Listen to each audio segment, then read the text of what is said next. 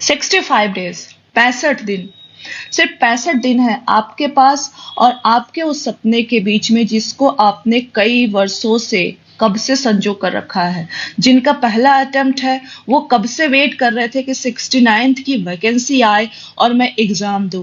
जिनका एक से ज्यादा अटेम्प्ट है वो ये वेट कर रहे थे कि ठीक है मैं, हो सकता है उन्होंने मेंस लिखा हो सकता है इंटरव्यू दिया हो सकता है किसी कहीं प्री के स्टेज में वो सक्सेस नहीं हो पा रहे हो।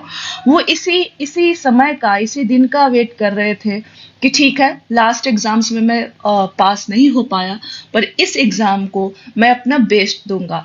अब ये बेस्ट मतलब क्या होता है?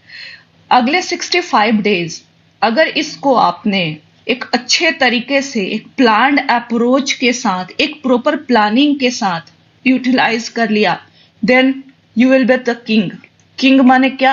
आप मेंस लिख रहे होंगे, आप प्री के रेस से बाहर आ चुके होंगे, या फिर इन्हीं 65 डेज अगर आपने इसको अनऑर्गेनाइज्ड हाफाजार्ड पढ़ाई की, आज कुछ और कल कुछ और, कोई प्लानिंग नहीं, रैंडम, तो 30 सितंबर की शाम को आप क्या सोच रहे होंगे कि बेटा मुझे अगला जो 70th बीपीएससी आ रहा है उसकी तैयारी करनी है। तो ये फैसला आपका है कि क्या आप अगले 65 दिनों को एक प्रॉपर प्लानिंग के साथ स्पेंड करना चाहते हैं, इसका एक एक मोहलत आप निचोड़ना चाहते हैं, या फिर आप जिस तरह से पढ़ रहे हैं ऑर्गेनाइज हाफाजाद उसी तरह से पढ़ते रहना चाहते हैं और फिर रिजल्ट आने पे किस्मत पे रोना चाहते हैं। So my dear friends, with this note आप देख रहे हैं पीएससी नट्स और मैं हूं आपके साथ प्रियंका कुमारी। सो इस वीडियो में हम बहुत सारी प्लानिंग की बातें करेंगे, अब बचे हुए दिन में हम क्या कर सकते हैं इस पे बातें करेंगे, इंपॉर्टेंट कंसेप्ट्स के बारे में बातें करेंगे, अगेन प्लान देखेंगे, बिल्कुल कितने राउंड्स आपको लेने हैं, क्या करना है क्या नहीं करना है, हर चीज की प्लानिंग की गई है। टेस्ट्स कैसे एनालाइज करते हैं, लास्ट जो सितंबर 2023 होगा उसके प्लानिंग की गई है कि हर 10-10 दिन के स्लॉट में आपको क्या करना है। एंड मोस्ट इम्पोर्टेंटली ये जो हमने यहाँ पे प्लानिंग की है इन सब पेजेस में, और इनको एग्जीक्यूट करने के लिए जो ड्राइवर्स होंगे आपके, जो इम्पोर्टेंट कारक होंगे, वो उस पे भी हम बात करेंगे एट द एंड। सो चलिए डिस्कशन स्टार्ट करते हैं। मोस्ट इंपॉर्टेंट चीज क्या है आपके लिए कि व्हाट यू हैव नाउ। ठीक है, आपने इस वीडियो को देखने से पहले कितना पढ़ा, कितना अनऑर्गेनाइज्ड पढ़ा, नहीं पढ़ा, दैट डजंट मैटर।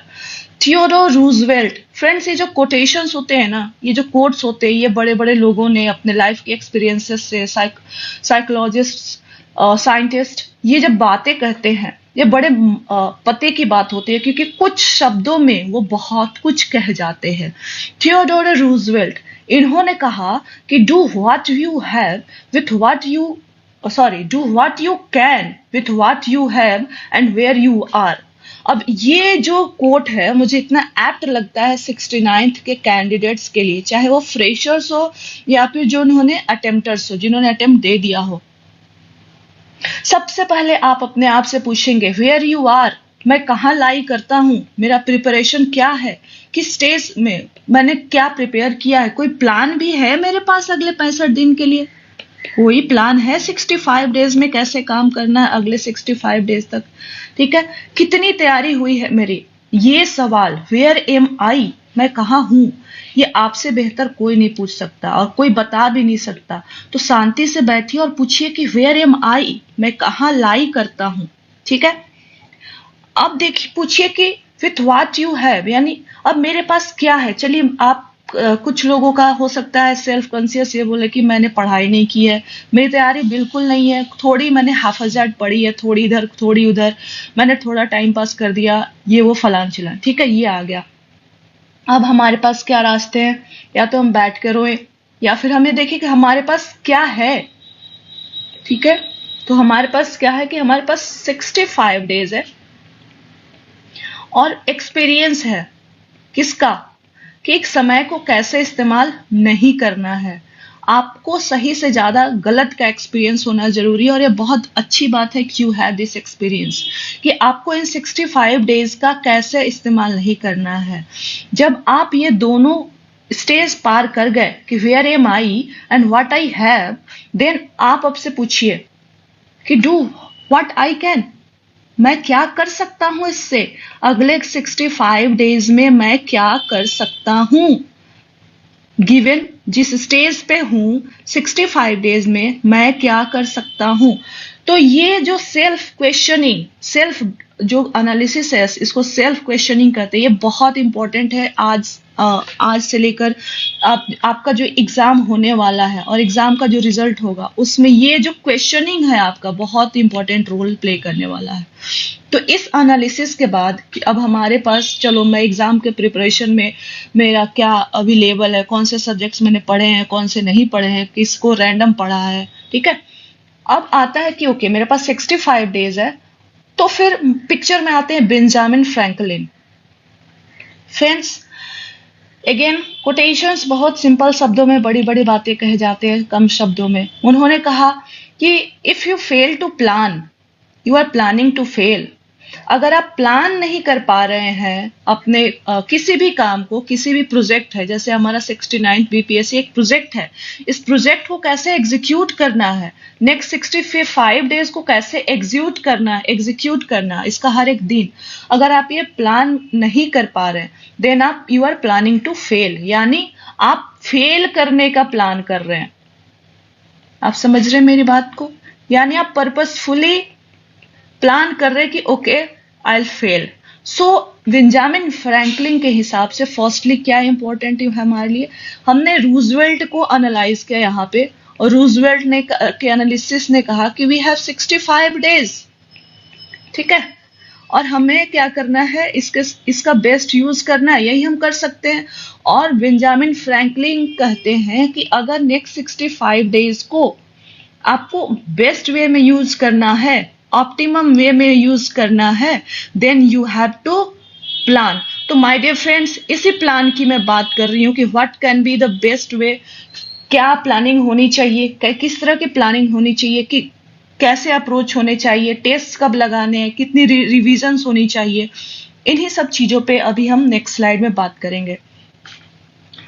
उससे पहले कुछ बातें बताओ तो एग्जाम से इंपॉर्टेंट। फ्रेंड्स, मुझे लगता है गिवन की नेगेटिव मार्किंग हमारे एग्जाम में is a reality, negative marking is a reality. अब हवाई फायरिंग से काम नहीं चलेगी। हवाई फायरिंग माने क्या, ऐसे ऊपर ऊपर से पढ़ लिया, रट्टा मार लिया, अब ये नहीं चलेगा। अगर ऐसा होता तो पिछले 116 और 91 ये कट ऑफ का डिफरेंस नहीं रहता। आप समझ रहे हैं मेरी बात को। एंड एग्जाम की डिफिकल्टी हर साल इंक्रीज ही होगी, आप ये भूल जाएं कि ये डिफिकल्टी कभी कम होगी, क्योंकि कंपटीशन बढ़ेगा और पिछले 2-3 एग्जामों से वैकेंसी जो है वो कम होती जा रही है। तो ये सारे चीजों को भी फैक्टर में रखना है। मैं आपको यहाँ पे डरा नहीं रही हूँ, मैं बस रियलिटी चेक दे रही हूँ कि what are the conditions in which you have to perform. So negative marking is a reality. अब सिर्फ ऊपर ऊपर का ज्ञान काम नहीं चलेगा कि अच्छा मेरे को पता हो कि अच्छा एक 1905 का जो कांग्रेस सेशन हुआ था उसमें फलाने हो सकते हैं, उनके प्रेसिडेंट फलाने हो सकते हैं। Quit India movement quit India movement के अराउंड के जो सीक्वेंस, इवेंट के सीक्वेंस है, उनका क्रोनोलॉजी ये हो सकता है। अच्छा, सेकेंड आरटीसी में मुझे लगता है कि कांग्रेस ने पार्टिसिपेट नहीं किया था, ये हो सकता है, ये लगता है, ये may be, can be, should be, ये यहाँ पे नहीं चलेगा। अब बात को समझ रहे हैं। आपको अब बिल्कुल प्रिसाइज प्रिपरेशन करने की आवश्यकता है, और उसके लिए मैंने 3 इंपॉर्टेंट सीज मुझे लगते हैं बहुत मायने रखेंगे आपके नेक्स्ट 65 डेज और रिजल्ट के बीच में। और वो 3 सीज क्या है? Clarity, concept and coverage. Clarity माने क्या, कितना पढ़ना है, कहाँ से पढ़ना है, कैसे पढ़ना है, ये आपको क्लैरिटी देगा। ठीक है, इस पे हमने एक डिटेल्ड वीडियो इसके जस्ट पहले डाला हुआ, आप देख सकते होगा तो मैं उसका लिंक डाल दूंगी डिस्क्रिप्शन में। ये क्लैरिटी बहुत इंपॉर्टेंट है, नहीं तो आप एक सब्जेक्ट को इंड टू इंड करते चले जाएंगे, पढ़ते चले जाएंगे, और उसका एग्जाम में वेटेज होगा हार्डली 8। आप 2 महीने, आप 20 दिन देते हैं एक सब्जेक्ट को, जिसका एग्जाम में 8 क्वेश्चन आता है, और हार्डली आप उससे 5 कर लेते हैं, 5 क्वेश्चन कर पाएंगे। आप समझ रहे हैं ये जो प्रोडक्टिविटी है आपकी, ये क्या है? 20 दिन में 8 सवाल आए जिसमें से आपने 5 किया। इसी 20 दिन को सही से इस्तेमाल करने के लिए आपको ये क्लैरिटी जरूरी है, ठीक है। तो ये क्लैरिटी कहाँ से आएगा? पीवाईक्यू एनालिसिस से आएगा। क्लैरिटी के बाद आता है कंसेप्ट। फ्रेंड्स, निगेटिव मार्किंग के साथ आपको अब जब आप क्वेश्चन को देखेंगे, पेपर को समझेंगे, तो बीपीएससी जो है वो अपने सिर्फ अब फैक्ट्स के बेसिस पे, ऑफ कोर्स अभी भी फैक्चुअल नेचर का एग्जाम है, बट वो कंसेप्ट्स भी पूछ रही है उन फैक्ट्स के पीछे। अगर कोई इवेंट हुआ है तो उसके पीछे की स्टोरी भी जानना चाह रही है, तो आपको कंसेप्ट भी पता होना चाहिए, and at same times coverage. अब ऐसा नहीं, कवरेज मीन्स जो सिलेबस का रिक्वायरमेंट है, जो लेंथ एंड विड्थ है, उसको उसके प्रायोरिटी के हिसाब से कवर करना, ठीक है। कवरेज माने इस क्लैरिटी कि कितना रिक्वायर्ड है उसके बेसिस पे कवर करना, और सिलेबस के सारे पोर्शन को कवर करना, ठीक है। आप ऐसा नहीं कर सकते कि अच्छा मैं तो ठीक है, मेरा मैथ्स वीक है तो मैं 10 क्वेश्चन छोड़ के चला जाऊंगा। जिस एरिया से 10 आउट ऑफ 10 स्ट्राइक रेशियो हो सकता है उसको छोड़ कर जाना, आप अपने लिए आप अपने लिए ग्रेव खोद रहे हैं, गड्ढा खोद रहे हैं डूबने के लिए, आप ऐसा नहीं करेंगे। सो क्लैरिटी आ गया। अब क्लैरिटी के बेसिस पे कवरेज डिसाइड करेंगे कि कितना मेरे को कवर करना है, और फिर इस पे हम कंसेप्ट पे काम करेंगे, और ये पूरा जो साइकिल है आपके एग्जाम को सक्सेसफुल बनाएगा, ऐसा मुझे लगता है। चलिए नेक्स्ट स्लाइड पे चलते हैं। सो इन सब के बाद what is the plan ahead? Friends, 65 days है हमारे पास, सिर्फ 65 दिन है। इन 65 दिन में हमें सिलेबस को ब्रेक डाउन करना है, एक एक दिन का इस्तेमाल करना है, एक एक घंटे का इस्तेमाल करना है। क्यों? क्योंकि निगेटिव मार्किंग इज रियलिटी। ये बहुत बड़ा नाइटमेयर और ये सच्चाई है। मैं आपको डरा नहीं रही हूँ, बट यस, आपको सच से रूबरू होना जरूरी है। तो आपका जो सिलेबस है उसका ब्रेक डाउन करना हर दिन के बेसिस पे बहुत इंपॉर्टेंट है। इसके लिए आपको टेस्ट लगाने बहुत इंपॉर्टेंट है। अब वो नहीं होगा कि लास्ट के 10 दिन में मैं बैठ कर रो रहा हूँ कि अब टेस्ट लगाऊं कि क्या करूं, बिल्कुल नहीं। आप बिल्कुल एक टेस्ट सीरीज ज्वाइन करेंगे और वहां पे वो आपको क्या करेंगे कि एक शेड्यूल दे देंगे।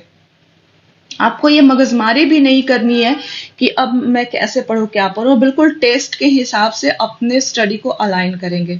चलिए, अभी जो हम आगे बात करेंगे उसका उसका एक प्रिजम्पशन है। मैं ये मान के चल रही हूँ कि आपने कम से कम एक बार तो पढ़ा होगा। अगर आप फ्रेशर नहीं है, आपने पहले भी अटेम्प्टर दिए हैं, तो इसमें तो कोई बात नहीं है। पर अगर कोई फ्रेशर मुझे सुन भी रहा हो तो चलो ठीक है, एक बार तो सिलेबस उसने पढ़ा होगा, मतलब चलो कंप्लीट नहीं, फिर भी उसको आइडिया है, थोड़ा सा बेसिक नॉलेज है कि हाँ सिलेबस में क्या है। कुछ एरियाज हाफिजड उसने कवर किए हैं, बट स्टिल ही नोस, ठीक है। अब देखिए, नेक्स्ट 65 डेज में हमारा जो टारगेट है एटलीस्ट 5 रिवीजन का है। रुकिए रुकिए रुकिए, किसी भी ओपिनियन पे आने से पहले थोड़ा सा पेशेंट रखिए। मैं क्यों बोल रही हूँ 5 रिवीजन? आपको लगता नहीं होगा कि 65 दिन में कैसे हो सकता है, पर मैं बताती हूँ, इट इज अ रियलिटी, ये इट कैन बी डन। और साथ में आपको टेस्ट भी करने हैं, और इन टेस्ट के साथ ही रिवीजन करना है। अभी हम आगे इस पे बात करेंगे। रिवीजन तो करना है, लेकिन कैसे? With test. ऐसा नहीं हुआ कि ठीक है मैं तो तैयारी नहीं है, अब मैं पहले एक बार पूरा सिलेबस करूंगी या करूंगा फिर टेस्ट दूंगी। Then you are what you are doing. Benjamin Franklin की बात याद कीजिए कि you are planning to fail. ऐसा नहीं करना है। अब जहां भी है, in the given situation, Roosevelt ने क्या बोला? Do what you can with what you have where you are. आपने जितना भी पढ़ा हो, ठीक है, विथ व्हाट यू हैव, आपने जितना भी पढ़ा है, नेक्स्ट 65 डेज में आप क्या कर सकते हैं? एक प्लान के साथ इस 65 डेज को एग्जीक्यूट कर सकते हैं और इस पे बिल्ड कर सकते हैं आपने जो भी पढ़ा है। लेकिन इसके लिए इस प्लानिंग का एक इंपॉर्टेंट कंपोनेंट आपका टेस्ट होगा। आप ये बिल्कुल पोस्टपोन नहीं कर सकते कि मैं 20 दिन और पढ़ूंगा फिर टेस्ट दूंगा, मैं सितंबर फर्स्ट वीक में टेस्ट दूंगा, नहीं। इस वजह अनप्लान प्लानिंग से आप प्लान कर रहे हैं फेल होने का। So what is our target? At least 5 revision along with test. अब मैंने कैसे आपको एक बड़ा सपना नहीं दिखा रही हूँ कि 5 रिवीजन पॉसिबल है, इसके पीछे भी एक साइंटिफिक लॉजिक है। पार्किंसंस लॉ के बारे में आपने पढ़ा होगा। पार्किंसंस लॉ कहता है कि work will expand to fill the time allotted for its completion. काम जो है अपने आप को, उसको जितना समय दोगे अपने आप को एक्सपैंड कर लेगा। और कि ठीक है मैं हिस्ट्री 20 दिन में करूंगा, तो हिस्ट्री उसे आपका अप्रोच उस काम के लिए ऐसा हो जाएगा कि 20 दिन में भी आप शायद ना कर पाए। और हिस्ट्री के रिवीजन को आप 2 दिन दें, आप 2 दिन दीजिए, आपका माइंड इस तरह से फंक्शन करेगा कि वो 2 दिन में आप 70 to 80% सिलेबस कवर कर सकते हैं। हालांकि पार्किंसंस लॉ जो है ये इन्होंने एडमिनिस्ट्रेशन के कंटेक्स्ट में कहा था अगेन, पर ये जो बड़े बड़े लोगों की बातें होती है और लाइफ के किसी भी अरेना में हम अप्लाई कर सकते हैं। That work will expand to fill the time allotted for its completion. आप चाहें तो अगले 20 दिन में एक बार सिलेबस को अच्छे से रिवाइज कर सकते हैं, या आप चाहें तो अगले 30-40 दिन में भी नहीं कर सकते। तो इट्स अप टू यू, आप अपने आप को किस तरह से टारगेट देते हैं, किस तरह से ड्राइव करते हैं। So based on this scientific study it is very much possible कि हम एटलीस्ट 5 रिवीजन कर लें और टेस्ट भी देंगे। चलिए अब आगे बात करते हैं फ्रेंड्स। हम आज 27th, we are standing on 27th July. रफली हमारे पास 65 डेज है अभी। इन्हीं 65 डेज के बेसिस पे मैं बात कर रही हूँ। ये जो इस पेज पे जो हमने प्लानर किया है ये 31 अगस्त तक की बात हम करेंगे। अभी पहली बात, 31 अगस्त को भी मैंने 2 राउंड्स में ब्रेक किया है, first round and second round. First round में फ्रेंड्स नेक्स्ट 60 to 20 डेज, यानी आपको फ्रेंड्स अब एक एक दिन, एक एक मोमेंट, एक एक घंटे आपको काउंट कराने होंगे। There is no other way, ठीक है। सो फर्स्ट राउंड जो है आप 16 to 20, 16 से 20 दिन दे दीजिए। अगले 16 से 20 दिन, चाहे आप फ्रेशर्स हैं या फिर आपने अटेम्प्ट जो प्रीवियस एक्सपीरियंस्ड प्लेयर्स हैं, आप दोनों के लिए ये बात लागू होती है। कोई टेस्ट सीरीज ज्वाइन कीजिए सबसे पहले तो, ठीक है। जहां भी आप मुझे सुन रहे हैं, आप एक टेस्ट सीरीज ज्वाइन के लिए, ऑनलाइन ऑफलाइन डजंट मैटर, जो एक्सेसिबल है, ठीक है। हो सकता है वो टेस्ट सीरीज ऑलरेडी रनिंग हो। आप क्या करेंगे, जो पीछे के टेस्ट हो गए हैं, 2 दिन अपने आप को दीजिए कि 2 दिन में मैं हिस्ट्री करूंगा, 2 दिन बिहार स्पेशल, 3 दिन साइंस, 1.5 से 2 दिन ज्योग्राफी। आप इस टेबल को पढ़ लेंगे, ठीक है। मैं 2 दिन, आप शायद नाराज हो जाएं, आपको हंसी आ रही होगी कि ये 2 दिन में हिस्ट्री करने की बात कर रही है, बट या इट इज क्वाइट पॉसिबल। क्यों पॉसिबल है ये? यहां से पॉसिबल है। क्लैरिटी, आपको पूरा स्पेक्ट्रम नहीं पढ़ना है, एंड टू एंड नहीं पढ़ना है कि हाँ एक 500 पन्नों का स्पेक्ट्रम पढ़ लिया। आपने एक रीडिंग तो की हुई है ना। क्लैरिटी कहाँ से आएगी? पीवाईक्यू के एनालिसिस से। और किसी और पर डिपेंड मत रहिए कि कोई आपको आकर के बोलेगा कि ये 85 टॉपिक पढ़ लो। ये सब अब मत करिए आप लोग, एग्जाम की एक गरिमा है, उस पर थोड़ा सा ध्यान दीजिए। ये क्लैरिटी पीवाईक्यू से आएगा। आप चलिए 2 दिन, जिसको लगता है कि 2 दिन में नहीं हो सकता, इसको एडजस्ट कर सकता है। हमने 16 से 20 दिन दिए हैं, आपने मान लो कि 3 दिन दिया हिस्ट्री को, हिस्ट्री प्रिपेयर किया, टेस्ट देने गए, टेस्ट दिया, एनालाइज किया, इंप्रूव किया एंड अगेन रिपीट। यानी अब नेक्स्ट टेस्ट, चलो बिहार स्पेशल है, 2 दिन इनफ है। अगेन क्लैरिटी के साथ पढ़ेंगे, 2 दिन में बिहार स्पेशल आप रिवाइज करेंगे, टेस्ट देंगे, एनालाइज करेंगे, इंप्रूव, रिपीट। साइंस पढ़ेंगे, टेस्ट देंगे। ये एक्सरसाइज अगले 16 से 20 दिन में आपको करना है, और हर सब्जेक्ट को एक बार रिवाइज भी करना है, और उसका एक एक पेपर आपको टेस्ट भी देना है। आप समझ रहे हैं बात को? अब टेस्ट सीरीज कहां से लगाएंगे, कैसे लगाएंगे, this you have to figure out, ठीक है। लेकिन आपको जिस भी मोमेंट पे आप सुन रहे हैं, सारी चीजों को पॉज करके आप एक टेस्ट सीरीज को सर्च कीजिए, बहुत जरूरी है। टेस्ट सीरीज आपके पूरे प्रिपरेशन को डिसिप्लिन देता है, ठीक है। और ये इस हिसाब से आप 16 से 20 दिन में करते रहेंगे, along with daily maths. Daily के 1 घंटे एक टॉपिक मैथ्स के, और देखिए आप कैसे तैयार होते हैं फ्रेंड्स। इन सब में ये प्लानिंग के साथ 16 से 20 दिन में आप एक बार अपना सिलेबस रिवाइज कर लेंगे। इंपॉर्टेंट बात क्या है कि टेस्ट तो बच्चे दे देते हैं, टेस्ट जो कैंडिडेट्स दे देते हैं उसको एनालाइज करने की बात आती है। और मैंने बोला एनालाइज के बाद इंप्रूव करो। फ्रेंड्स एनालाइज माने क्या? कैंडिडेट्स को लगता है कि टेस्ट देकर आए, टेस्ट पेपर को वो सोल्यूशन को एंड टू एंड रट लेंगे, क्वेश्चन नंबर 1 का सोल्यूशन से लेके 100 का सोल्यूशन वो रटेंगे, उनको लगता है उन्होंने एनालाइज कर दिया। This is totally flawed concept. आइए सेकेंड फेज में जाने से पहले मैं आपको एनालिसिस का मतलब समझाती हूँ, how to analyse a test. देखिए इसमें बहुत सारी चीजों को हम एनालाइज करते हैं कि हमने नंबर ऑफ क्वेश्चंस कितने अटेम्प्ट किए। मान लिया आपने 80 अटेम्प्ट किया, वर्सेस एक्यूरेसी आपने कितने करेक्ट किए, अब क्योंकि नेगेटिव मार्किंग है, अब 100 आउट ऑफ 100 करके नहीं आ सकते। आप समझ रहे हैं बात को? सबसे पहला चीज कि आपने नंबर ऑफ क्वेश्चंस कितने अटेम्प्ट किए और कितनी एक्यूरेट हो। टेस्ट बाय टेस्ट, दर बाय दर आपका ये होना चाहिए कि आपकी एक्यूरेसी बढ़नी चाहिए, सही क्वेश्चंस की संख्या बढ़नी चाहिए, गलत क्वेश्चंस की संख्या ओवरऑल कम होनी चाहिए। तो ये पहला एनालिसिस होता है। सिली मिस्टेक्स, सिली मिस्टेक्स माने क्या कि मुझे आता था, ये मुझे आता था पर मैंने एग्जाम प्रेशर में शायद गलत कर दिया, पता नहीं मैं क्या सोच रहा था, क्या सोच रही थी वहां पे। तो सिली मिस्टेक्स की वजह से आप कितने क्वेश्चंस गलत कर रहे हैं, इनको अलग कॉलम में लिखेंगे। फोकस क्या होगा कि test by test silly mistakes की संख्या कम हो। कुछ होता है कि हम ओएमआर जब फील करते हैं, एंजाइटी में क्या होता है कि आंसर है सी, हमने मार दिया डी, हमने सी के जगह पे डी भर दिया। अब क्या हुआ कि आपने जो, वो क्वेश्चन तो आपका करेक्ट था लेकिन आपने क्योंकि गलत फील किया तो आपको पेनाल्टी लगेगा -0.25। तो ये सिर्फ -0.25 नहीं है, आपको एक 1 मार्क्स आ सकते थे, आपने वो गमाया, प्लस साथ में आपने 0.25 पेनाल्टी दी, तो टोटल आपने 1.25 मार्क्स का पेनाल्टी दिया। आप इस चीज को समझिए कि नेगेटिव मार्किंग कैसे काम करती है। समझ रहे हैं?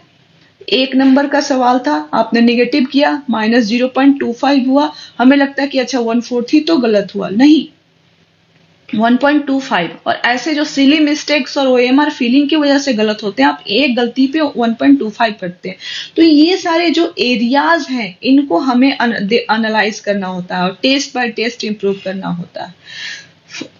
अगेन मान लीजिए कि आप हिस्ट्री का टेस्ट देकर आए, आप जाएंगे, आप घर आए, आपने टेस्ट उठाया, सॉल्यूशन देखा, आप एनालाइज करेंगे कि ओके कौन से एक जो कंफर्टेबल एरियाज है, क्या कौन से, जैसे हिस्ट्री में भी कौन से एरियाज हैं जो मुझे कंफर्टेबली मैं सही कर दे रही हूँ, कहाँ है जहां पे मुझे डिफिकल्टी हो रही है सही करने में, रिकॉल कितना कर पा रही हूँ मैं फैक्ट्स को, फैक्ट्स को अगर रिप्रोड्यूस करने की बात हो रही है तो इसमें मेरी कितनी एक्यूरेसी है या फिर मैं गलत कितना कर रही हूँ, कंसेप्ट के सवाल पूछे जा रहे हैं तो मैं उसमें कितना सही गलत कर रही हूँ, ओवरऑल अगर एनालिसिस का सवाल है तो कितना सही गलत कर रही हूँ। फ्रेंड्स सिर्फ 1 लाइनर नहीं, बीपीएससी ने 67th एग्जाम में ही 2 लाइनर्स 3 लाइनर्स इंट्रोड्यूस कर दिया था। तो एनालिसिस अपने आप में एक इंपॉर्टेंट रोल प्ले करता है। तो ये जब आप पूरा एक्सरसाइज करते हैं ना फ्रेंड्स, तो आपके सामने आपका स्ट्रेंथ और वीकनेस, आपकी जो ताकत है और जो कमजोरी है वो आपके सामने आ जाती है।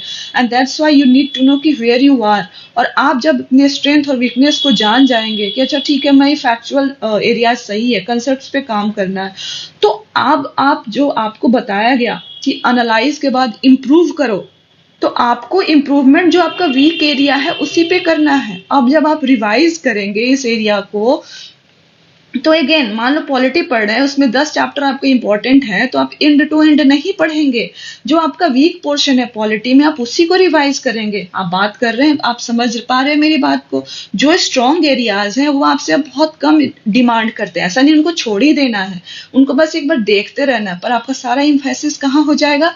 वीक एरियाज में हो जाएगा, और यहाँ पे आप काम करेंगे और उसके बाद रिपीट करके टेस्ट देने जाएंगे, और ये पूरा साइकिल आप फॉलो करेंगे। तो बताइए कैसे नहीं इम्प्रूवमेंट होगा? सो फर्स्ट राउंड मतलब नेक्स्ट 16 से 20 दिनों में आप ये पूरा एक्सरसाइज करेंगे इसके साथ। सेकेंड राउंड लगभग 14 से 16 दिन दिया है। 14 से 16 दिन क्यों दिया है? क्योंकि अभी अभी आपने पूरा सिलेबस एक बार रिवाइज किया, अब आपको आपके स्ट्रॉन्ग एरियाज पता है, आपके वीक एरियाज पता है, आपको स्ट्रॉन्ग एरियाज को एक बार देखना है, बस वीक एरियाज को इम्प्रूव करना है। ये एनालिसिस के बाद इम्प्रूवमेंट यही है, ठीक है? आप क्या करेंगे, इन जो सब्जेक्ट्स हैं इन पे आप टाइम कंप्रेस कर दीजिए। हिस्ट्री जहां पे आप 3 दिन देते थे आप इसको 1.5 से 2 दिन दीजिए। साइंस में अगर आप 3 दिन ले रहे थे, इनको 2 दिन दीजिए। बिहार स्पेशल में अगर आप 2 दिन वहां ले रहे थे तो 1 दिन दीजिए। अगर पॉलिटी में वहां पे 2 दिन दे रहे थे तो 1 दिन दीजिए। जियोग्राफी में ऐसे ही समय कम कर दीजिए, अपने आप को ना कम समय दीजिए, और देखिए आपका माइंड जो है उतने ही समय में उस एक टास्क को पूरा करेगा। अभी अभी हमने पार्किंसंस लॉ भी पढ़ा। आप अपने टाइम को एक टारगेट दीजिए, अपने दिमाग को बोलिए कि ये पार्टिकुलर टास्क मुझे इस टाइम पे खत्म करना है, और वो उसका अगर 70-80% भी आप अचीव कर लेते हैं, तो अगर आपने यहाँ पे 70-80% भी अचीव किया तो रेस्ट आप यहाँ पे कर रहे हैं, ठीक है, आप बात समझ रहे हैं मेरी? तो इस तरह से ये अप्रोच होना चाहिए। 31 अगस्त आते आते आपने अपने सिलेबस की 2 रिवीजन कर ली मिनिमम, साथ में आपने लगभग 10-15 टेस्ट भी दे दिए। ठीक है, 31 अगस्त पे ये, और ये बिल्कुल रियलिस्टिक पिक्चर है और ये बिल्कुल पॉसिबल है। ठीक है, सो 31 अगस्त पे आप इतने स्ट्रांग हो चुके हैं। अब चलिए सितंबर में आते हैं friend. This is the most crucial month, क्योंकि डी डे है हमारा 30 सितंबर को, है ना? तो ये हमारे लिए बहुत क्रूशियल मंथ है, इसलिए इसकी डिटेल प्लानिंग होनी चाहिए। मैंने सितंबर को 3 सेक्शन में बांट दिया, 1 से 10 सितंबर, 10 से 20 सितंबर एंड 20 से 30 सितंबर यानी 29 सितंबर। देखिए इन तीनों में अगर आप मेरे से बात करें तो 20 से 29 सितंबर यानी जो तीसरा ब्लॉक है, this is most important block. ये जो ब्लॉक है डेज का, ये सबसे ज्यादा इंपॉर्टेंट ब्लॉक है और इसमें आपको बैकवर्ड प्लानिंग करनी है। और ये उस दिन नहीं करना है, ये आज ही आपको करना है या फिर आने वाले प्रोसेस में इस प्लान के साथ जब आप आगे बढ़ेंगे, जैसे जैसे आप आगे बढ़ते जाएंगे क्लैरिटी आते जाएगी, तो आप जो है 20 से 29 सितंबर की बैकवर्ड प्लानिंग करेंगे। क्या होती है बैकवर्ड प्लानिंग? बैकवर्ड प्लानिंग की होती है कि ओके 29 सितंबर को मैं मोस्ट लाइकली सेंटर पे रहूंगा, तो क्या क्या चीजें उस दिन मेरे साथ होनी चाहिए, क्या सब्जेक्ट मैं लेके जाऊंगा, क्या रिवाइज करना होगा। 28 सितंबर को अगर मैं कहीं बाहर रह रहा हूं तो उस दिन मुझे ट्रेवल करना होगा, तो मैं मेरा उस दिन क्या, मैं कौन सा सब्जेक्ट ऐसा है जो मैं उस दिन रिवाइज करूंगा, ट्रेवलिंग के लिए मुझे क्या क्या चाहिए, आज वो उस दिन प्लान नहीं होता है। 27 सितंबर, इस दिन मेरा क्या रिवीजन, कौन सा सब्जेक्ट है जिसको मैं रिवाइज करूंगा। 26 सितंबर को मैं क्या पढ़ूंगा, 25 सितंबर को मैं क्या पढ़ूंगा। आप समझ रहे हैं? इस तरह से लेकर के 21 टू 29 सितंबर का एक प्लान होना चाहिए आपके पास। और इसको आप नहीं काउंट करेंगे कि ओके 20 से 29 सितंबर को मैं कुछ, मतलब वो भी है आपके पास पर यहाँ पे आप मगअप नहीं कर सकते, इस पे हम बाद में आएंगे।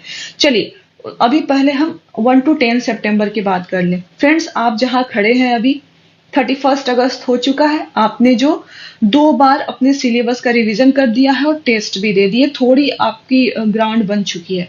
1 to 10 सितंबर ये जो पीरियड है, this would be your last period जहां पे आप कुछ नया अपने माइंड को देंगे, कोई नई चीज पढ़ेंगे। आप टेस्ट दे सकते हैं, ऑप्शनल है। आपका 10 दिन में फोकस ये होना चाहिए कि एक रिवीजन तो कर लूं, and this is possible friends, this is possible. Once you know the need of exam, this is possible. एक रिवीजन कर लो, आप टेस्ट लगा सकते हैं, 2-3 टेस्ट लगा दीजिए, यहाँ पे ऑप्शनल है। अगर आपको लगता है कि नहीं ये सफिशिएंट टेस्ट मैंने दे दिया, अब मुझे सिर्फ कंसेप्ट पे काम करना है, दिस इज ऑप्शनल। आप टेस्ट 2-3 टेस्ट आप यहाँ पे दे दीजिए। एक बार आप 10 सितंबर पे आ गए, सॉरी ये 11 से 20 होना चाहिए था, 11 सितंबर पे स्टैंड करते हैं, भूल जाइए कि टेस्ट जैसी कोई बात होती है। 11 से लेकर 29 सितंबर ये मोस्ट क्रूशियल डेज है आपके लाइफ के। इनको कैसे यूज करना है? 11 सितंबर ऑनवर्ड्स नो न्यू इंफॉर्मेशन। जितना पढ़ना था हमने यहां तक पढ़ लिया, जितना रटना था अब हमने यहां तक रट लिया। नए टेस्ट लगा दिए, नए फैक्ट्स ले लिए, नए इंफॉर्मेशन ले लिए। 11 सितंबर के बाद नो न्यू इंफॉर्मेशन, कुछ नया नहीं पढ़ना है। नो एक्सेसिव लोड, ऐसा नहीं कि अरे एक वीडियो आ गया चलो ये भी पढ़ लेता हूँ, अरे आर्ट एंड कल्चर का फलाना बचा है, आप समझ रहे हो ये सेक्शन मेरा वीक है। नहीं, no information, new information, no excessive load. अगर हम ये करेंगे तो क्या होगा, हमारा सॉफ्टवेयर क्रैश हो जाएगा। समझ रहे हैं आप? जो हमारा दिमाग, देखो कोई भी सॉफ्टवेयर है अगर उसका एक पोटेंशियल होता है कि अच्छा वो इतने लोड को एक समय में दे सकता है।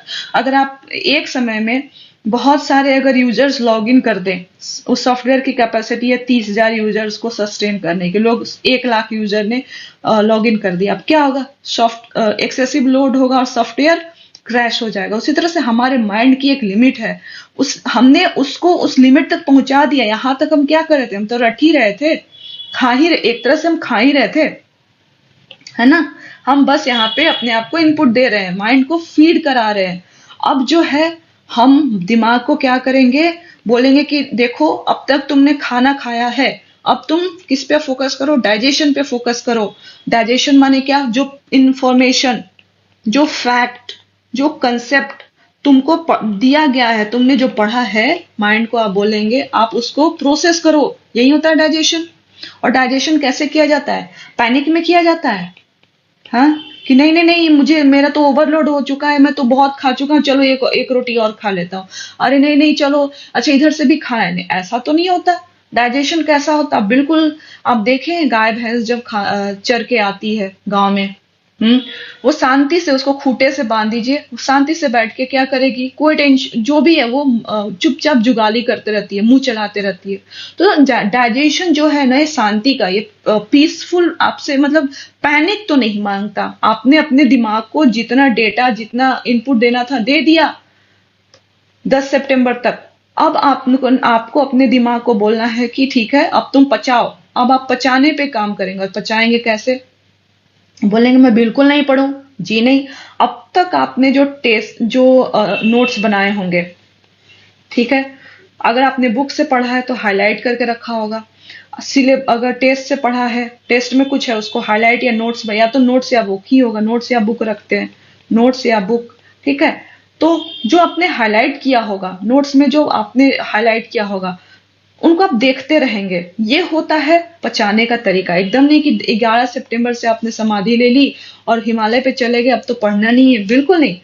आपका काम है शांति से बैठ के बिना पैनिक हुए पढ़ते रहना। और उसके लिए आपके जो नोट्स हैं, बिल्कुल काम तरीके से उनके पेजेस पलटते रहिए, उनको देखते रहिए, पलटते रहिए, देखते रहिए। किताब है कोई जिस पे आपने मार्किंग की है, हाईलाइट किया, उसको देखते रहिए। सो ये 10 से 20 सितंबर के बीच में आपका ये अप्रोच होना चाहिए। और 10 से देखिए, 1 सितंबर आपने एक रिवीजन आपने यहाँ किया, एक रिवीजन आपने यहाँ किया, अब देख रहे हैं 2 रिवीजन एटलीस्ट आपका यहाँ हो गया। इससे ज्यादा भी हो सकता है अगर बिल्कुल आप एग्जाम के करेक्टर में आ जाए तो, उस पर आगे हम बात करेंगे अभी। और 20 से 29, 21 से 21 से 29 सितंबर आपने बैकवर्ड प्लानिंग कर ली है, क्योंकि 21 सितंबर को मेरा क्या रिवीजन होगा, 22 को क्या होगा। और आपने 4 रिवीजन कर लिया है, 5वें रिवीजन तक आपको पता होगा कि कौन से पेज पे मुझे कितना पढ़ना है। 2-2 मिनट, 3-3 मिनट एक एक पेज पे दे करके, हाफ मिनट दे करके आगे बढ़ना है। तो ये जब आप करेंगे तो 29 सितंबर को एटलीस्ट आप 5 रिवीजन के साथ रेडी रहेंगे। एटलीस्ट अगर आपने इस चीज को समझा होगा जो मैं कन्वे करना चाह रही हूँ, अगर ये आइडिया सही से कन्वे हुआ होगा, तो 5+ रिवीजन कर सकते हैं। बट यहाँ पे आराम से 5 रिवीजन का तो स्कोप है ही, ठीक है। तो ये आपको करना है, इस तरह की स्ट्रेटेजी से चलना है फ्रेंड्स। अब हमने यहाँ पे जो है ना एक हेवी ड्यूटी प्लानिंग कर ली है ना, 5 रिविजन्स की बात कर दी, और मैंने तो आपकी बात भी नहीं सुनी कि नहीं नहीं इतने कम समय में कैसे रिवाइज होगा। मैं बोल रही हूँ आज जिस भी स्थिति में हो, wherever you are, test लगाओ, टेस्ट सीरीज ज्वाइन करो, टेस्ट दो, ये इतना एक्सरसाइज बोल रही हूँ, ये सब करो। बड़े बड़े लोगों की बातों को कोट कर दिया मैंने। तो ये सब कैसे होगा, ये एग्जीक्यूट कैसे होगा?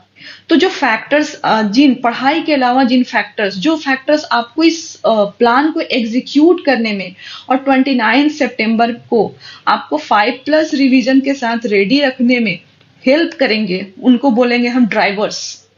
जो ड्राइवर होता है गांव में, बस चलाते हुए ड्राइवर को आप देखिएगा, एक अकेला ड्राइवर होता है जो एक बस को और बस में बैठे 50 लोगों को लेकर चलता होता है।